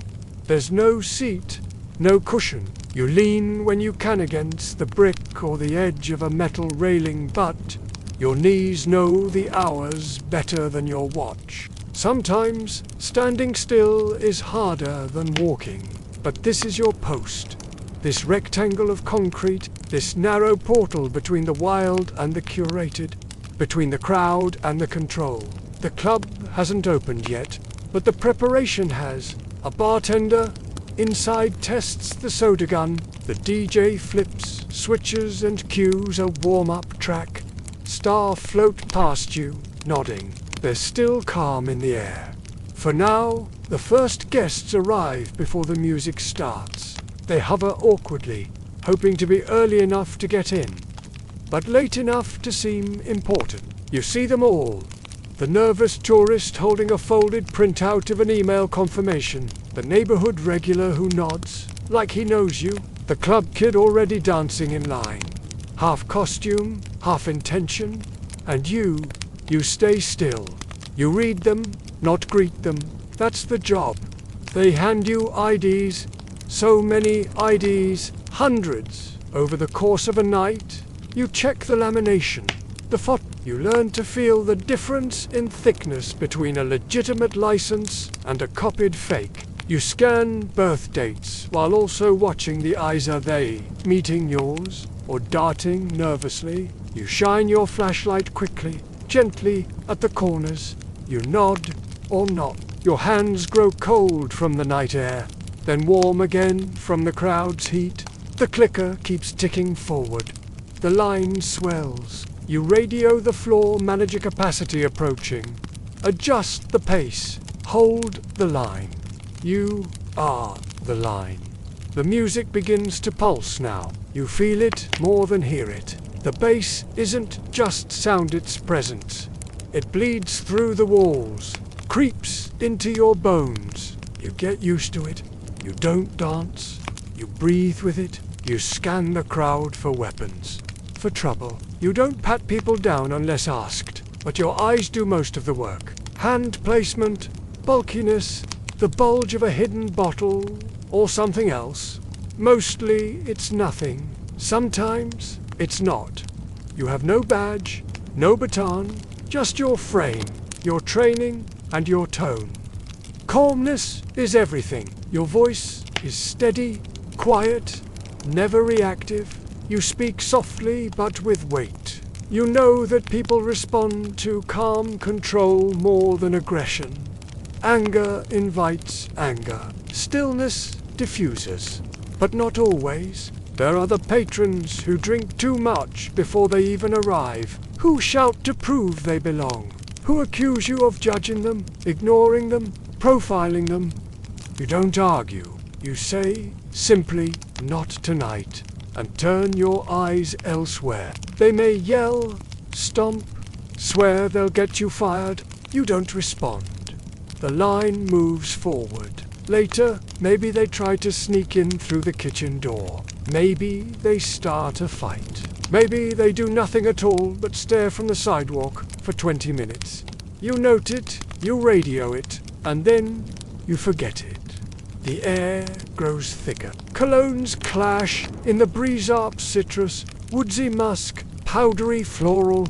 Cigarette smoke curls around your head. The line never really shortens. It just recycles. Some people give up. Some beg. Some wait for hours, watching you as if trying to solve an invisible equation. You deal with the fights before they happen. You know the signs. A finger jabbed too hard into someone's chest. A boyfriend trying too hard to impress. A stranger staring too long. You step between them. Say nothing. Just occupy space. Usually, it's enough. Sometimes, it isn't. A scuffle breaks out. You react not by swinging, but by anchoring. One hand separates. One hand holds. You radio back up if needed. You know who's behind you, beside you. You never yell. You move fast, but never rush. When it's over, you return to stillness. By 3 a.m., your shirt sticks to your back. Not from heat, but from time. Your boots are heavier. Your mind is half here, half elsewhere. You count bodies again. You wait for last call. You wonder how many more to turn away before the lights come up. And then it ends. The line is gone. The club is winding down. Staff emerge. Tired bartenders squint at receipts. The DJ stretches, shoulders popping, and you are still standing. You sweep your flashlight once more across the sidewalk. Check the door. Count tips in your head. You didn't get to sit. You didn't drink. You didn't dance. You stood, watched, guided, and absorbed. You go home with your shirt smelling like beer and perfume. You shower, not to feel clean, but to mark the end of the shift. You sleep, not deeply, but enough. Because tomorrow, you'll do it again. Segment 2. The fall of New York's Limelight Club. Picture yourself now in the heart of 1990s Manhattan, stepping through the enormous, weathered doors of a building steeped in history. Once a house of worship, now reborn as something utterly different, something electric and alive. This was the Limelight Club, a place that carried the echoes of its past within its soaring ceilings, and intricate stained glass windows. Even as the bass reverberated through every inch of its transformed space, the building itself was a cathedral to nightlife. Imagine the tall, arched windows, colored glass casting shards of fractured light in blue, amber, and crimson across a crowd that ebbed and flowed like a living river. Above you, the vaulted ceiling stretched high, amplifying sound and heightening the feeling of vastness. Every step you take echoes softly against cold stone floors, worn smooth by decades of footsteps. Some holy, some hedonistic. The air is thick with an unusual mix of scents. There is the faint, lingering perfume of incense from its days as a church, now softened by layers of cigarette smoke curling lazily upward. The sharp temps of spilled alcohol cuts through the air, mingling with hints of leather and a faint metallic note that seems to rise from the restless crowd. Each breath you take is an immersion into this complex tapestry, a sensory blend that is both strange and intoxicating. At the center of this transformation was Peter Gase, a man whose name became synonymous with New York's nightlife in the 1990s. Gatian was a figure both celebrated and controversial, a visionary who saw potential in a forgotten church and a talent for bringing together an eclectic mix of people under one roof. His personality was quiet but commanding, a steady force behind the ever-changing scene. Gatian's vision was to create a space that welcomed everyone. Artists, celebrities. The Limelight was a place where fashion and music collided, where the rules of everyday life seemed to dissolve beneath the strobe lights and the swirling fog of smoke. It was a refuge for those seeking freedom and release, a place to shed masks and embrace new identities, if only for a night. As you move through the club, imagine the eclectic crowd. There are people dressed in the latest fashions, leather jackets, fishnet stockings, ripped denim, shimmering fabrics catching the light, Hairstyles range from carefully tousled to wildly spiked, and faces are painted with bold makeup that glows under the club's neon lights. The atmosphere is electric, but somehow intimate, a collection of small moments woven into the larger tapestry of the night. Music flows continuously, a carefully curated mix of house, techno, and trance beats that fill the space and pulse like a heartbeat. The DJ, perched in a booth high above the dance floor, spins tracks that seem to carry the crowd along a steady, hypnotic journey. You feel the vibration through your feet, the rhythm syncing with your own breathing, inviting you to move with the tide. The dance floor itself is a swirling sea of bodies, some moving with abandon, others more measured, all connected by the music. Light refracts off mirrored walls, sending fractured beams across faces and limbs in motion. The air hums with a mix of laughter, whispered conversations, and the occasional shout, a living soundscape of the night. Yet, behind this vibrant surface, there are shadows, quieter, less visible but no less real. The very freedom that made the limelight so magnetic also carried risks. Drug use, often spoken of in hushed tones or euphemisms, was a persistent presence. Ecstasy, cocaine, and other substances flowed as freely as the music, creating a heady mix of exhilaration and danger. Law enforcement, meanwhile, kept a watchful eye from the edges, aware of the club's reputation and the undercurrents beneath its glittering surface. Investigations crept closer with each passing year, raids becoming more frequent and tensions mounting behind the scenes. The club's patrons were a complex mosaic. Celebrities mingled with local regulars, artists shared space with tourists, and each night brought a new cast of characters seeking connection or escape. The parties were legendary, wild and unrestrained, but they also drew a sharper focus on the club's darker side. The stories whispered among staff and regulars spoke of nights when the line between celebration and chaos blurred dangerously. One such moment, a tragic murder linked to a club promoter, cast a long shadow over the limelight. The incident sent ripples through the nightlife community and triggered intense scrutiny. Police raids followed, and legal battles ensued, slowly tightening the grip around the club's existence. With the walls closing in, the vibrant heartbeat of the limelight began to falter. Doors that once opened nightly to a flood of eager guests shut slowly and finally closed for good. The stained glass, once illuminated by the club's lights, sat dark and silent. The music stopped, leaving only the memory of a space alive, with energy now faded into quiet. Reflecting on the Limelight's story, it becomes clear that it was more than just a nightclub.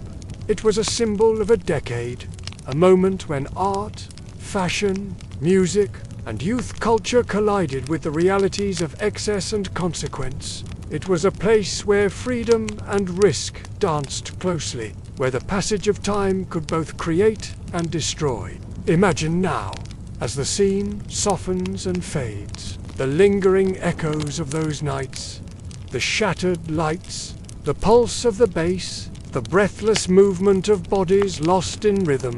The Limelight's magic endures quietly, a reminder of a time and place where the night stretched endlessly and the dance never truly ended. Segment 3. The culture of the Lime, who got in, who didn't, and why the air outside the club hums with anticipation. The bass line from inside is just barely audible, thumping like a distant pulse through the concrete walls and sidewalk. You feel it more than hear it, a low vibration in your ribs, like a second heartbeat, reminding you that something is happening just beyond your reach. The line is long, curving softly along the edge of the building.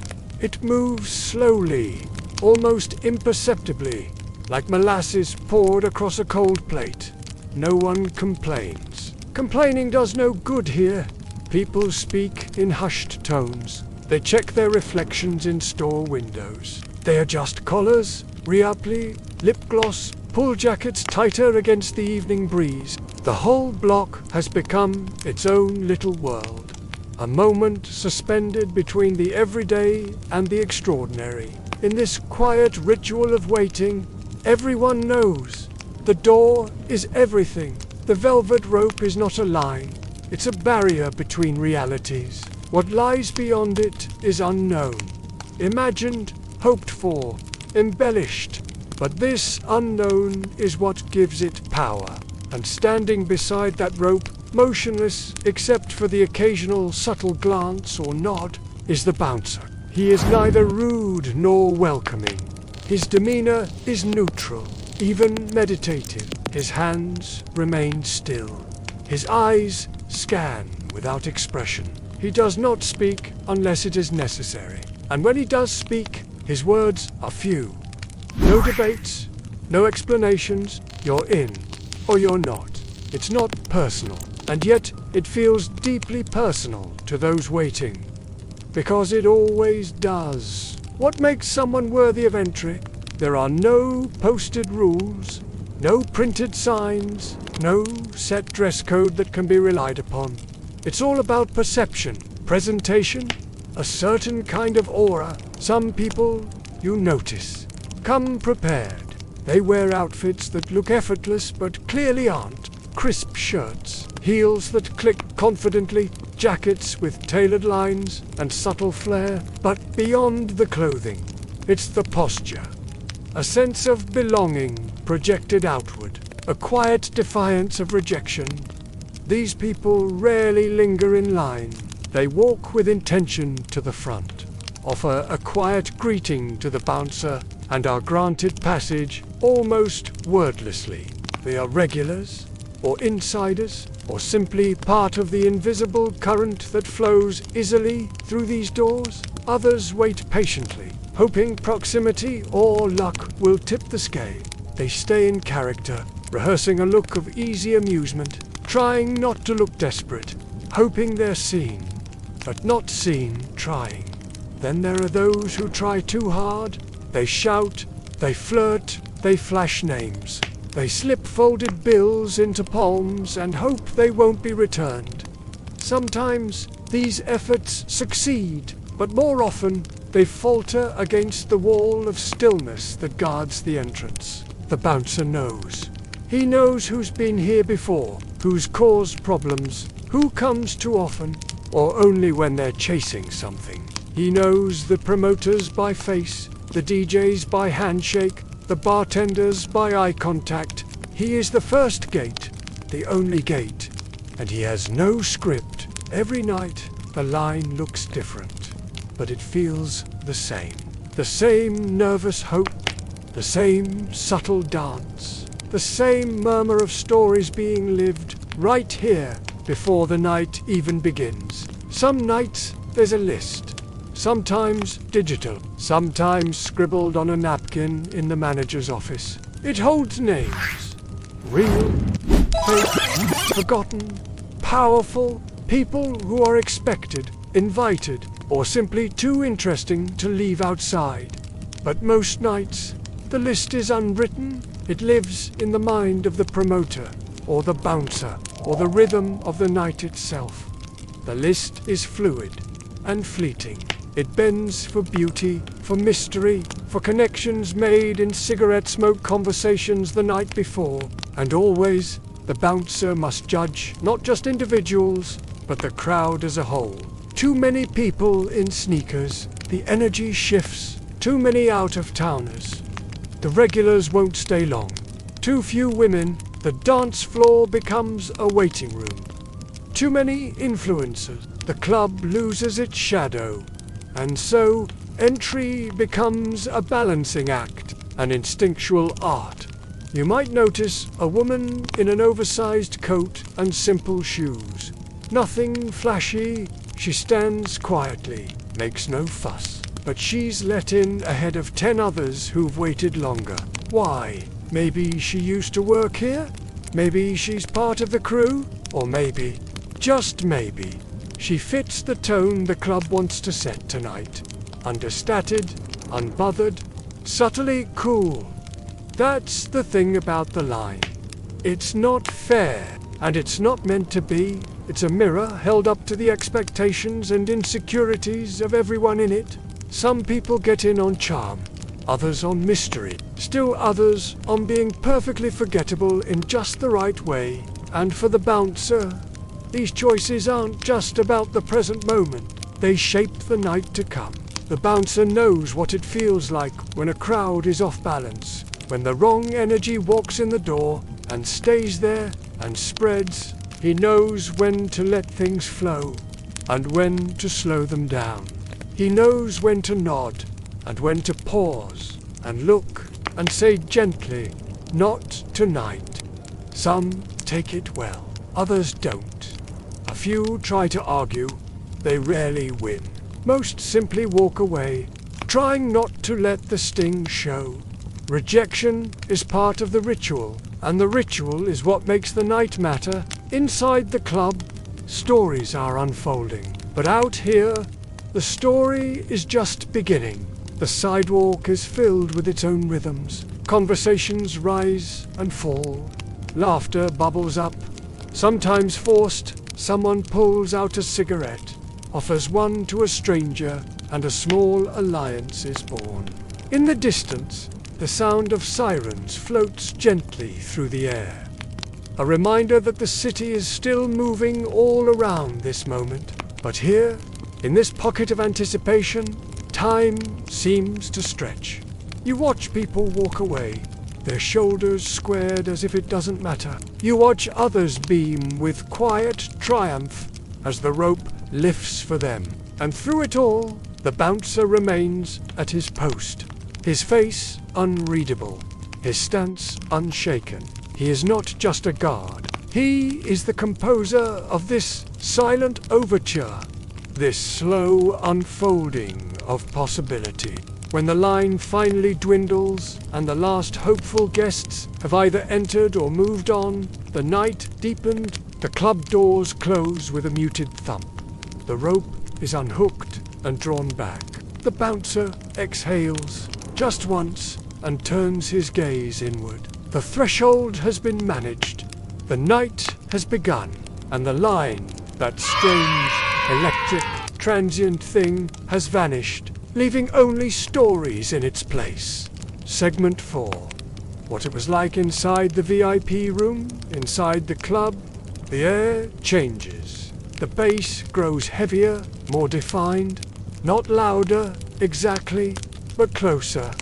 It doesn't just thump anymore. It wraps around you, hums against your chest, pulses in your spine. Light flickers from every direction. Lasers, strobes, screens, reflections. There are no shadows, only shifting patterns. But for those who know where to look, for those allowed past the next rope, the next staircase, or the next mirrored hallway, another world begins. The VIP room. It is not marked. There is no sign that says important people only. No glowing letters or velvet banners. And yet, somehow, everyone knows where it is. Sometimes it's a raised platform overlooking the dance floor. Other times, it is tucked behind a curtain or through a narrow hallway, guarded by another quiet figure in black. In some clubs, it's upstairs, in a loft, with frosted glass walls. In others, it's a back room behind a fake panel, just beyond the DJ booth, where the sound softens and the lights grow warmer. Wherever it is, the VIP space always feels different.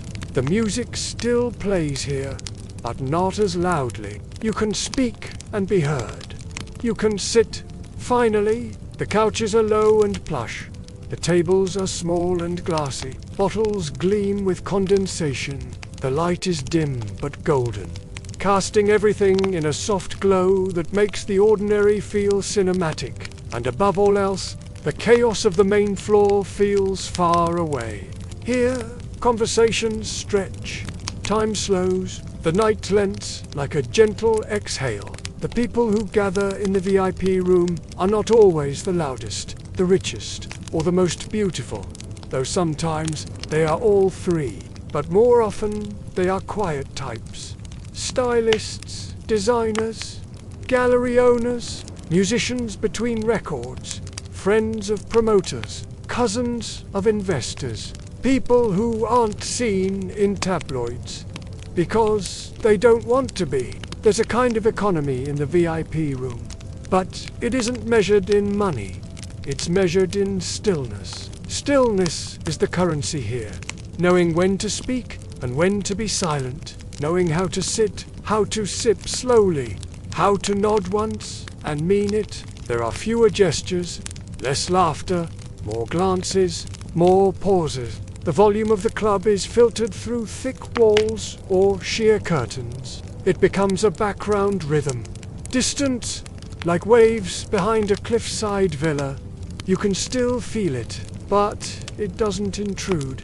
Here, deals are discussed, but rarely concluded. Phone numbers are exchanged, though rarely used. Everyone is always between something.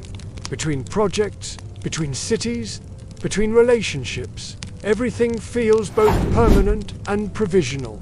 You may notice a woman reclined on a low bench, fingers playing with the straw in her drink. Her eyes scan the room, not searching, but witnessing. She says little, and yet everyone walks past her with a smile or a nod.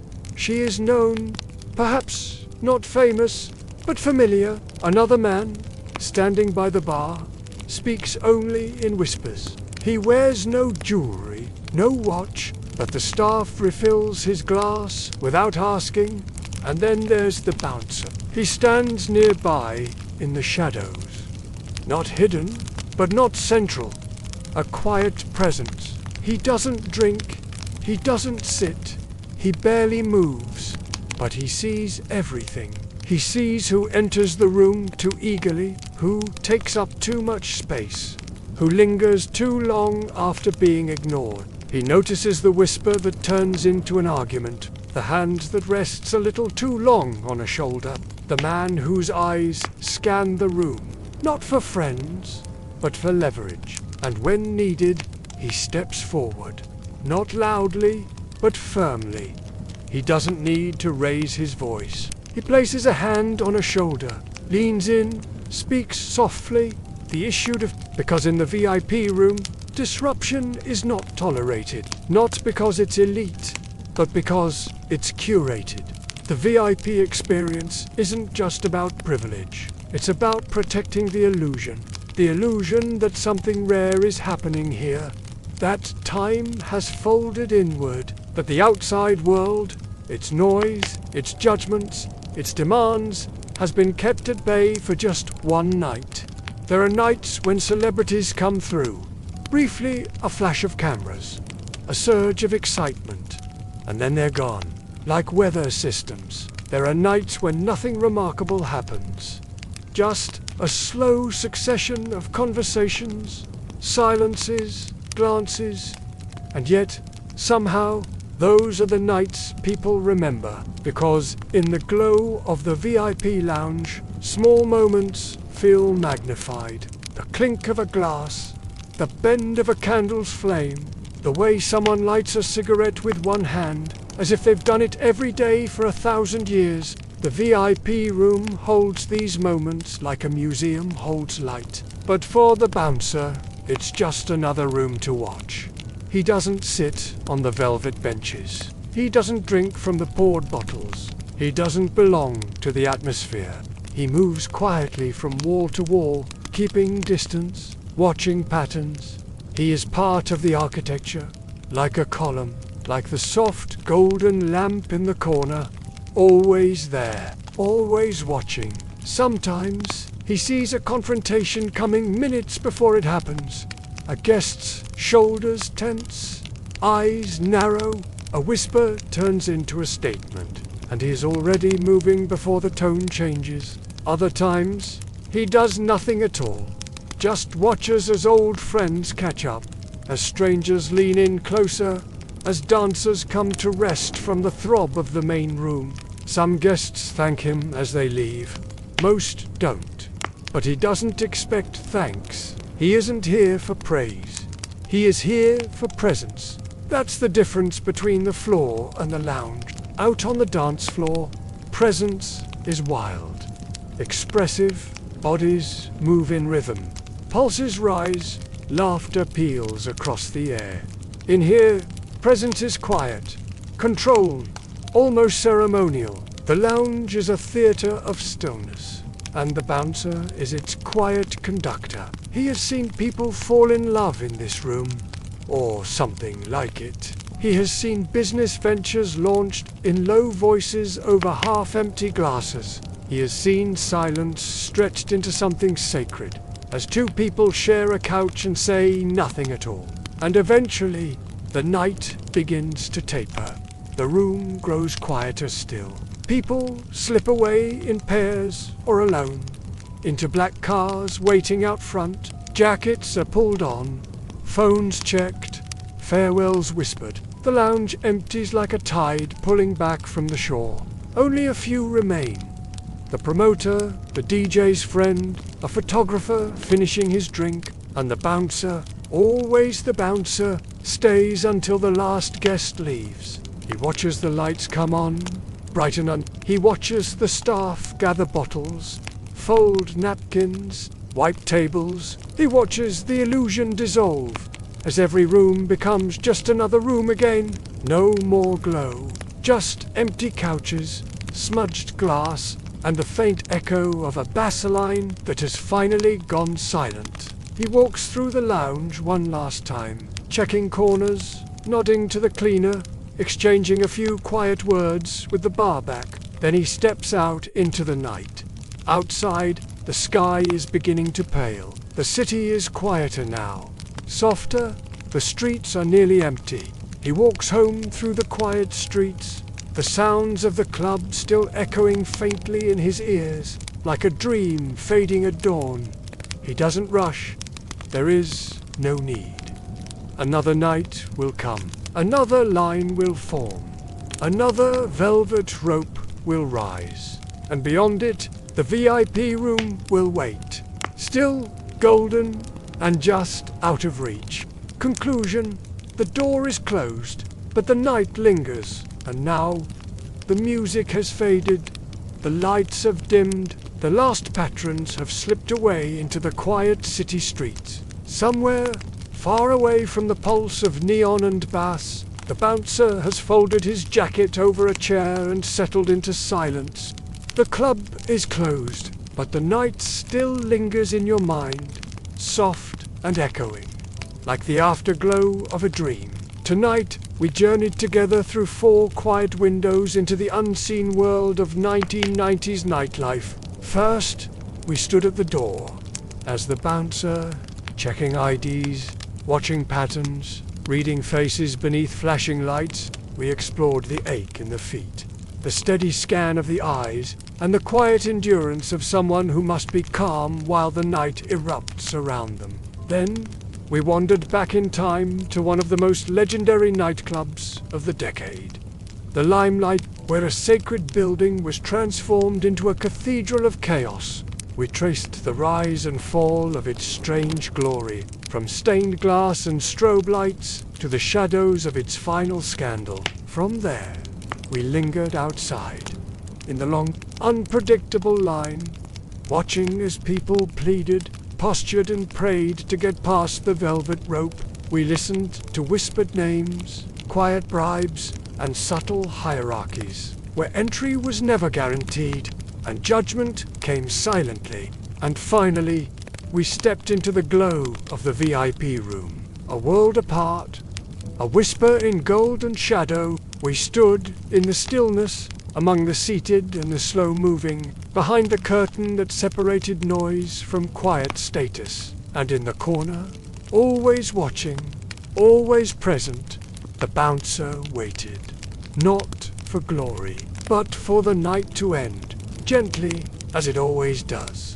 These were 4 stories from the same night, told not through flashing lights or celebrity gossip, but through footsteps, gestures, and silent observations. the rhythm of their lives, so different from our own, and yet, in the quiet, we can almost feel them. As you drift now, letting your breath settle and your limbs grow heavy, know that the club is far away. You are safe, warm, at rest. Thank you for spending this time here, in this slow, strange, and soothing corner of history. If you stayed with me to the end, or if you're re-listening as sleep gently overtakes you, I invite you, softly, to like and subscribe to this channel. It motivates me to keep making these calming journeys for you and for anyone else who might need help drifting off to sleep. No notifications, no pressure, just calm history told slowly for quiet minds. Until next time, good night.